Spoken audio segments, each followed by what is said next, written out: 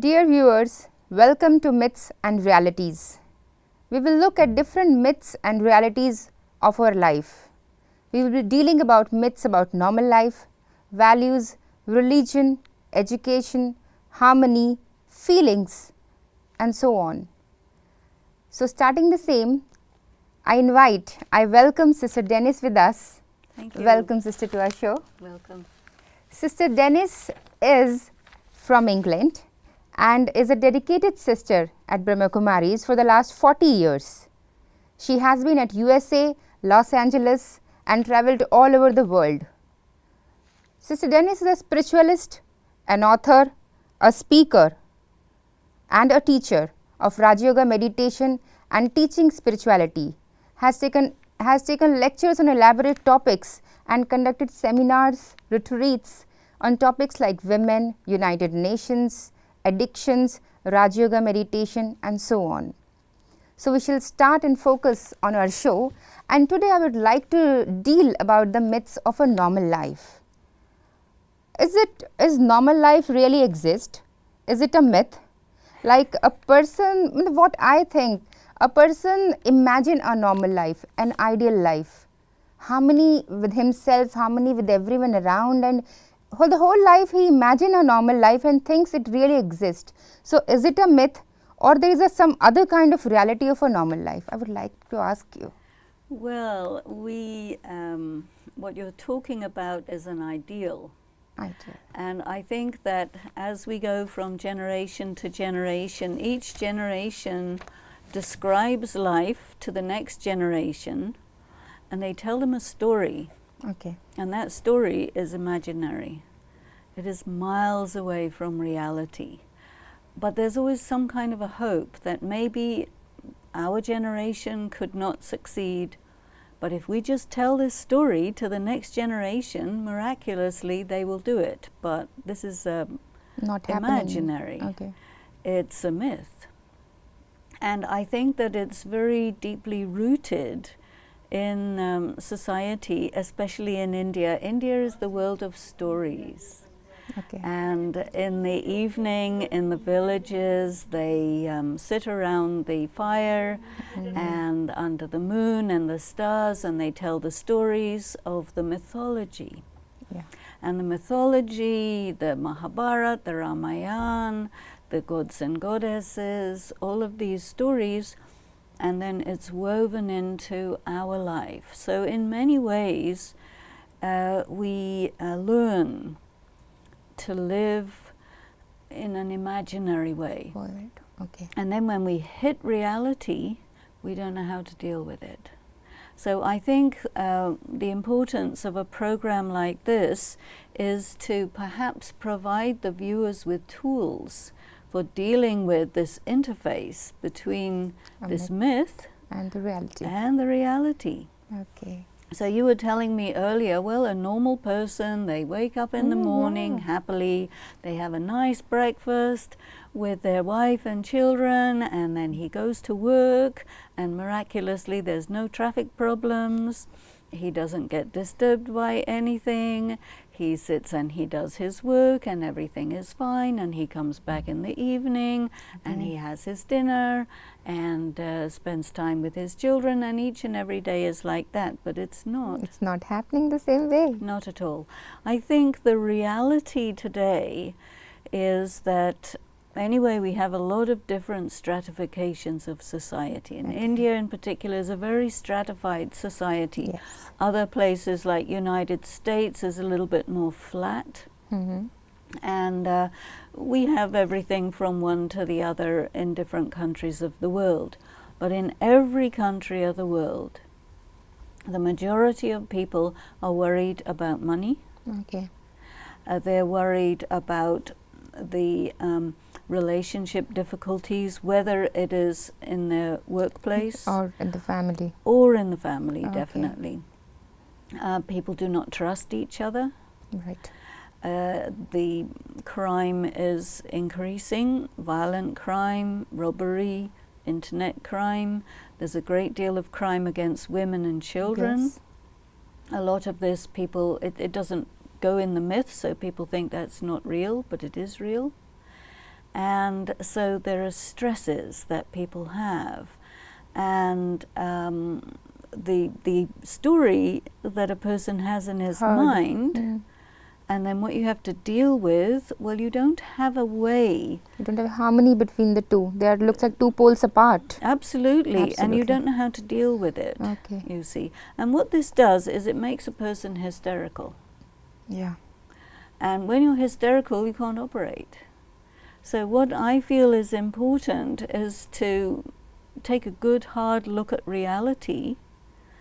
And what I personally believe is the usefulness of spirituality is to bring it to bear on the realities of life as we know Sister, it. you talked about so many realities. You talked about money. You talked about unhealthy relationships. Actually, this is practical thing. Yes. Money is sometimes the first priority in life. That is the existence, the survival. Then relationships. Then other things also. Suppose I hit back into this reality now. It happens with me. Suppose, for example, what do I do now? What is my calling right now? What is my action right now? You know what I don't have any basic thing to work on it. Well, let's start with simple things. Okay. In Brahma Kumaris, one of the things that we learn is extremely important is to live economically. Okay. Now, when you're in a world in India, I've been coming to India for the last 40 years, and in the 1970s, India was suffering from tremendous deprivation, and there was a great deal of poverty right across.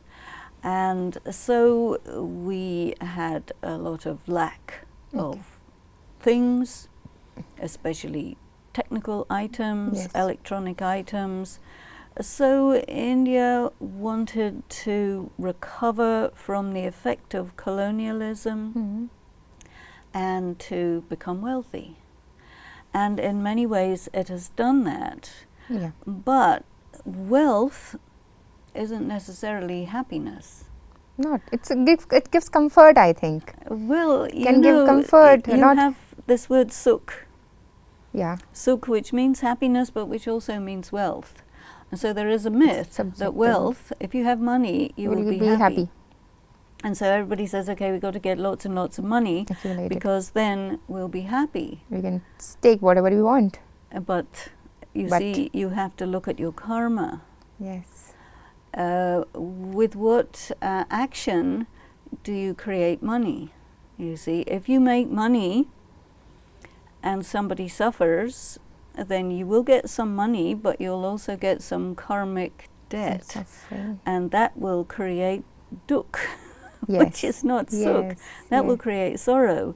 So you will have your money, but if you do not gain your money in a good way, in a pure way, then you will not have peace of mind.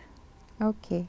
So we need to be aware of what type of actions we are performing. Definitely. We need to be aware of our actions and the way of producing money. Exactly. Way of producing money. And the process of accumulating money involves competition, involves jealousy, involves different types of activities where somebody will get in the way of somebody else's personal profit. And it becomes very complicated, and there you get a lot of karmic knots, people tied up, and this creates stress. And sometimes you will have a lot of money, but then you're worried if somebody's going to take it away, whether a thief or whether the government or whether your relatives or somebody will kill you if you have your money.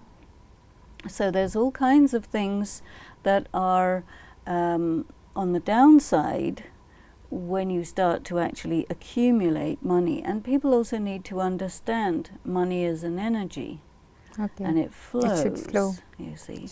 And money is actually not a thing in itself. Money represents your wealth. And in happiness, if we say the goal of life is happiness, why are we here on this earth? It's to be happy, isn't it? Yes. And so in happiness, you need to have enough food, shelter, transportation, and all of the things that you need in order for what? In order for you to perform your role in this world without concern. Yeah. So just accumulating things for the purpose of having things, that's Won't not create the aim. happiness. Okay. Otherwise, there's an expression in America where you have to get a place which is big enough for you to keep your stuff, Okay. you see. Okay. And you go on getting stuff, and then you have to put your stuff somewhere, and then there's hardly any room for living. Living. Because everything is about Full of things. things, rather. And so the other thing you need for happiness in life is you have to have good relationships. So if you spoil your relationships in the name of money, then you're deceiving yourself. Yes. And because you have all this money, but you don't have any people that you And get people along around to with. share anything. What money can do, nothing. So you Because, right. yeah, And then also you need health. Health, physical good body. relations, and wealth. Wealth. If you have those three, and you design your life in such a way that the three are balanced. You know, some people, they want so much money they get a heart attack in order to work so hard to get it, and then they die, so then somebody else gets it. So, is the harmony between health, wealth, and relationships, can it be a reality in the future for each one our lives? I think it can be a reality in the present. Okay, in present, if I take it at this moment, very Yes. moment, can a good wealth, a good health, and healthy relationship between everyone, can this be a reality part of my life I now? think not only it can, but it should be. I should think be. this should be our goal, to Okay. have this balance of these three things. And is this what I can tell to our viewers, that they can follow it, or try it to reach that harmony, that balance, that Well, idea of normal life? you know, when we meditate, Okay. we do meditation in many different ways, but one of the things we do is we sit every day and just look at the quality of our life. Okay. And every day you look at your account. Have I used my time, my breath, my thought in a profitable way? Okay. You see, because eventually all of this comes down to your karma. So, do I waste my time? If I waste my time, I'm going to lose. So my time needs to be used effectively, profitably. And thought is very important. To have positive thoughts. That means to say, if there is somebody who is bothering me, then I should, as quickly as possible, adjust myself so I'm not bothered by them. Because otherwise I will start thinking negative thoughts about them, and I will amplify the difficulty I'm experiencing only by my thought. Yes, that is the first step. That is the Yes. first step. So, you told in meditation we sit and we try to check ourselves. We do. So, I think the first step is to take out time to sit. That is the first well, step. yes, Definitely. Yes. I mean, you said this normal person, he wakes up in the morning, he goes to work, he comes back. Straight What away about we time to straight away- meditate? Yeah, I don't think if a person wakes up in the morning and sit for a moment and try to check himself or herself. Well, you know, The last night. in bhakti, Okay. many times a person will do some puja in the early morning Yes. before they go Yeah, to that's work. a ritual. Yes, and then sometimes they will just go and visit the temple on the way to work or on the way back, Yeah. you see. So in a way, in a regular person's life, there is time. Okay. And we just need to look at that time and say, okay, this is time between me and God. Okay. This is time for my spiritual side of myself, because we have a physical side, This is body. we have a spiritual side. Okay. You see, and they also need to be balanced. So, you added one thing now. First, you told that we have to sit, we have to check and change. I have to take some time with myself. Yes. The next thing you added now, that it's like a time with myself and God. Yes. So, that's a new entry. Yes. So this is it kind of a conversation between myself and God? It's a relationship. It's a relationship. I mean, in a way, everything we're talking about is relationship. We have a relationship with money. We have a relationship with our bodies. We have a relationship with other people, with the nature, and we also have a relationship with God, and we have a relationship with ourselves. You see, how many people in this world do they know themselves? Do you know yourself? I need to think it.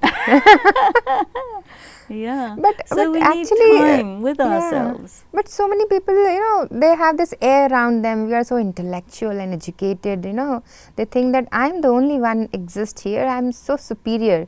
Don't you think our own power, our own inner power can deal the problems? Do the entry of God really necessary with that relationship? Or I can alone handle it? You can handle it to a certain extent. To a certain extent. We also think of life as a university. Yes. And so in university, the student, they want to carry the student forward and see how far can you go. And eventually you'll get to a point where you say, I don't know.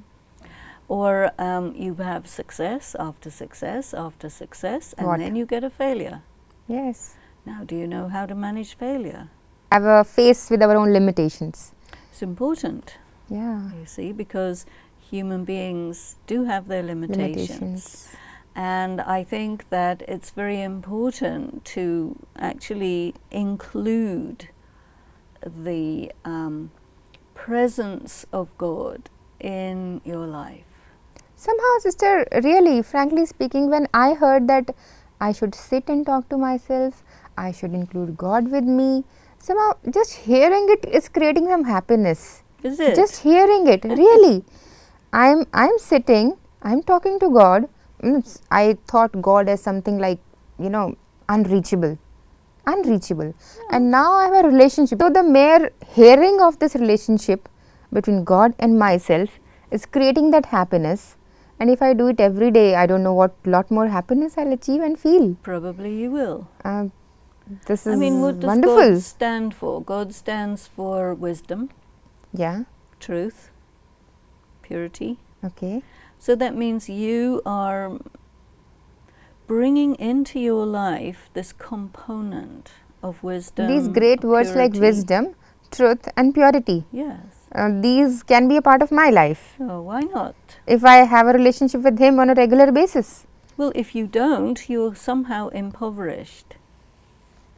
Because these things give tremendous richness to life. Yes, definitely. You see, and when you have access to wisdom, truth, beauty of the Spirit, then you have something to bring into your relationships at home. Otherwise, it's very superficial. Okay. Dry. Yeah, and I think if our life has that depth, that spiritual component, there's a certain light that you bring into those around you. First myself and those around me. Yes. Yeah. Because ultimately, what is a human being? A human being is a spiritual being. Spiritual being, rather. Yes. Okay. This body, it's our vehicle. We need money for the upkeep of this body. Yeah. The soul itself doesn't need money. Yeah, we need money for this. Yes. So we have to keep it in proportion, in perspective. Yes. So if I think that I am this, then I need money for me. That's why we get out of balance. We go for money at the expense of relationships, at the expense of our health. What should be my priority? Because before this episode, I used to look myself as a human being, a person, that's all. I am a woman, so I looked myself like a woman. I had never thought of looking myself like a spiritual being, though I heard a line before some days ago that I heard it that way, that we are not human beings having spiritual experience, we are other spiritual beings having human experience. So at that time I paused and thought, is it like I am a spiritual being having a human experience? So my priority is to look myself as a spiritual being or a human being. Are they Well, totally very different? Think of the difference between spiritual values and material values. Okay. And where would you put the priority? Spiritual values. Spiritual values. Why would you put that as a priority? Is because you are yourself a spiritual being. Okay. That is a part of me. That is my basic nature. Well, of course, for example, love. Love is important in your life. Very important. If you don't have love, then why would you live? Yeah, the existence becomes a question mark. Yes, but love is not a physical thing. Okay. Love is a feeling of belonging, Belongingness. a feeling that somebody cares for you. Yes. And when a person loves other people, it gives a greater dimension to their life, you see, because especially My women, horizon is broadened a lot. definitely, a woman generally isn't happy to just do for herself. Yeah. She wants to do for her Everyone. friends, her relatives, her Family. children, her husband, and then she feels better. Yes. That means giving. Loving means giving. Yes. And if you're doing that, then that's your nature. It's a spiritual aspect, you see. Okay. And if you say greed, you see, That is not. you need greed just to get lots and lots of money, but then will you be satisfied? No. Then this greed is, I know, it's not definitely a spiritual aspect. Then greed is a part of human nature or a human being part, not a spiritual being? Where does it stand? I think greed is an emotion that you feel when you're out of touch with your soul. Spiritual, okay. And you feel, because you see, I think most people at this time are empty, spiritually Empty. worn out, Okay. tired. Okay. And so you need To fill something this to gap, fill. lacune. And when you're in a materialistic mind, then money, you use it to try to fill that hole. But generally speaking, people find there's never enough. You need more and more and more and more. How many cars can you drive at one time? How many houses can you live in? How many chapatis can fit in your stomach? You know. There's a limit. So the thing is, when you have greed, you go out of balance. Yeah. I think to bring in the spiritual component is to see all the aspects of life and keep them all in balance. Okay. Then you will have success. Sister Dennis, you told about so many things, so many aspects to lead a normal life.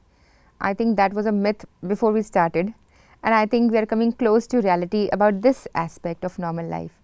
And this very incorporation of spirituality in myself, incorporation of having a healthy relationship about myself, and then a relationship with the God I think it will sure, it will sure lead me to lead a normal life. Thank you, sister. Thank you so much. Thank you so much. And I think I'm the first one who will incorporate this from today itself. Good. Dear viewers, we'll continue with our series of myths and realities. Thank you so much.